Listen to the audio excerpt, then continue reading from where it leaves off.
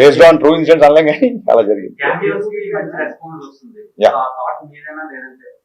అంటే క్యామియో అనేది మీరు అబ్జర్వ్ చేస్తే సినిమాలో ఎప్పుడైతే విలన్ ఇంట్లో హీరో ఇరుక్కుపోతాడో, ఎప్పుడైతే ఆ బిఫోర్ నైట్ జిక్కి అనే అమ్మాయితో హీరో పెళ్లి అవ్వాల్సి వస్తుంది చూసినప్పుడు, ఇక్కడ కాదు ఇన్ని లంచాలకి ఎన్ని ఫైట్లు ఎంత మనుషులు పంపినా సరే హీరో లొంగట్లేదు అన్నప్పుడు, పెళ్లి జరిగే ఇంట్లో గొడవ చేస్తే అప్పుడు ఇతను బయటకు వస్తాడేమో అన్న ఒక థాట్ పెళ్లింటికి వెళ్ళిపోతాడు.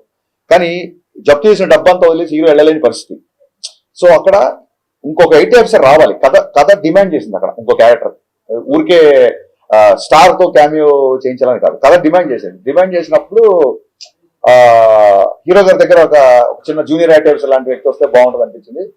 సో సినిమా బిఫోర్ ఎందుకు చెప్పలేదంటే సస్పెన్స్ వెళ్ళిపోతుందని చెప్పలేదు. ఇప్పుడు మీడియా ముఖంగా సిద్ధు జొన్నలగడ్డ గారికి మనస్ఫూర్తిగా థ్యాంక్స్ చెప్తున్నా. థియేటర్ లో సిద్ధు ఎంటర్ అవగానే సినిమా నెక్స్ట్ లెవెల్కి వెళ్ళింది అంటున్నారు. అండ్ ఆ ఇంగ్లీష్ డైలాగ్, లెంత్ డైలాగ్ ఉంది కదా, లాంగ్ డైలాగ్, ఆ డైలాగ్ సిద్ధు చెప్పాడు, అది స్క్రిప్ట్ లో లేదు. ఆ డైలాగ్ అప్పటికప్పుడు సిద్ధు చెప్పాడు.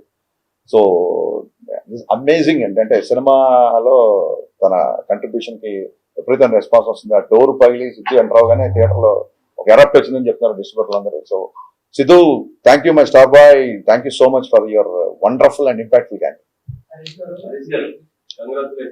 Thank you sir. 90s అనేటప్పటికి మాకే కరెక్ట్ అవుతాయండి, చాలా మంది లేరు. ఆ ఏజ్ నాదే కాబట్టి మహేష్ భట్ సాంగ్ వచ్చినప్పుడు సౌదీ అరేబియాలో చూసాను నేను ఆ సినిమా. ఓకే, చాలా కనెక్ట్ అయిపోయాం. ఆ ఫోన్ ట్రాపింగ్ కానీ, పక్కింటికి వెళ్ళి రావడం కానీ, ఇవన్నీ అసలు అలాంటి థాట్స్ ఆ పాటలు మహేష్ భట్ పాట అమితాబ్ బచ్చన్ గారికి ఎలా పెట్టాలనుకున్నారు అంటే కావాలనే చేశారా? నెక్స్ట్ మోరవర్ ఇవిడికి జిక్కి అని ఆ సింగర్ ఏమైంది పెట్టాలి? నాకు చాలా మంది ఫ్యామిలీస్ ఫోన్ చేశారండి, జిక్కి అనే పేరు పెట్టడం అనేది అసలు చాలా బాగుంది అబ్బాయి అని చెప్పి చాలా మంది ఫోన్ చేశారు. మహా గాయని ఆవిడ. ఇంకా నాకు చిన్నప్పటి నుంచి మ్యూజిక్ తో పెరిగినోండి నేను. మీరు ఎలా అయితే సడక్ పాటలు, మహేష్ భట్లు, కుమారస్వామి పాటలు విన్నామో, అందులో సినిమాలో రవితేజ్ గారికి ఉన్న సచిన్ కడేకర్ గారికి ఉన్న రిలేషను నాకు మా నాన్నగారికి ఉండేది. అంటే మా నాన్నగారి వల్లే నాకు కిషోర్ కుమార్ పాటలు బాగా ఇష్టం. బట్ నేను కుమారస్వామి పాటలు ఎక్కువ వినేవాడిని. మా నాన్న ఏమో కిషోర్ కుమార్ ఫ్యాన్. సో మా ఇద్దరికి ఎప్పుడు ఇంట్లో ఒక చిన్న ఆర్గ్యుమెంట్లు, సరదా డిబేట్లు ఉండేది. సో దాన్నే సినిమాలో పెట్టాను. మీకు నచ్చడం, దానికి విపరీతమైన రెస్పాన్స్ రావడం నాకు చాలా.